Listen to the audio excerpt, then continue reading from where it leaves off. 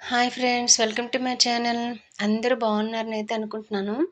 నేను ఈరోజు wall hanging ఒకటి చేయబోతున్నాననమాట. ఆ వీడియో నేను మీతో షేర్ చేసుకోవాలి అనుకుంటున్నాను. లాస్ట్ వీడియోకి ఈ వీడియోకి చాలా గ్యాప్ వచ్చింది, నాకు కుదరలేదు. వీడియో తప్పకుండా చూడండి, మీకు నచ్చినట్లయితే షేర్ చేయండి.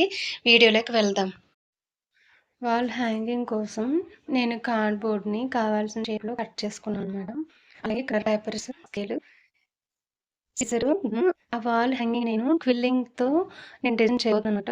క్విల్లింగ్ నీడిల్ అన్నమాట. ఇప్పుడు ఈ కార్డ్‌బోర్డ్‌కి చుట్టూ బోర్డర్స్ కోసం నేను జస్ట్ అంటే ఫ్రేమ్‌లాగా ఉండేలాగా ఉండటం కోసం నేను చుట్టూ పెట్టడానికి ఇవి కట్ చేశానన్నమాట. సో, అవి మనం గమ్ముతో పెట్టేసుకుందాం.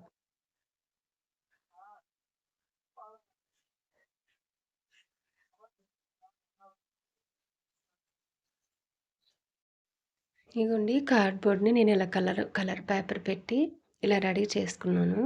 ఇప్పుడు దీని మీద డిజైన్ చేద్దాం.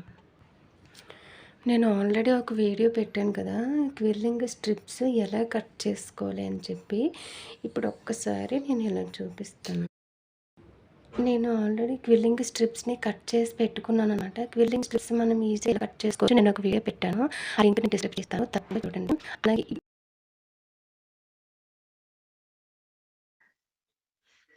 ఇది ఒక షేప్ అండి. నేను చేయబోయే డిజైన్ కోసం నేను ఆల్రెడీ ఈ ఫ్లవర్ పెటల్స్, కాయిల్స్, ఆ షేప్స్ నేను రెడీ చేసి పెట్టుకున్నాను. ఇప్పుడు డిజైన్ చేద్దాం.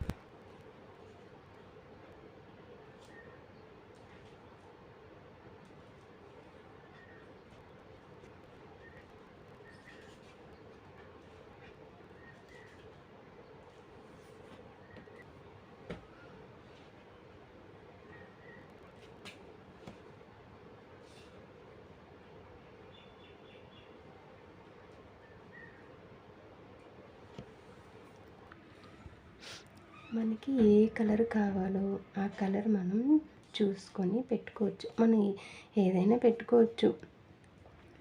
మనం అంటే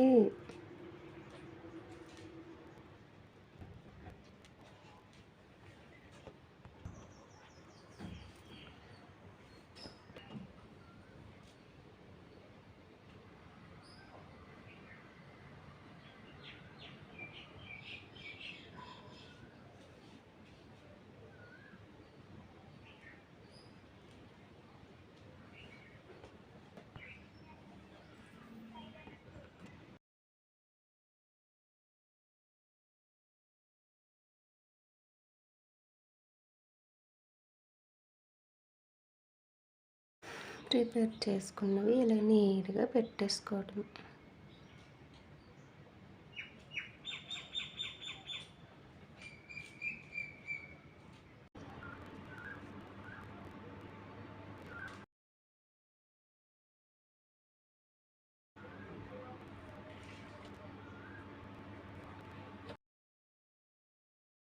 ఇదిగోండి, వాల్ హ్యాంగింగ్ డెకరేషన్ కంప్లీట్ అయిపోయింది.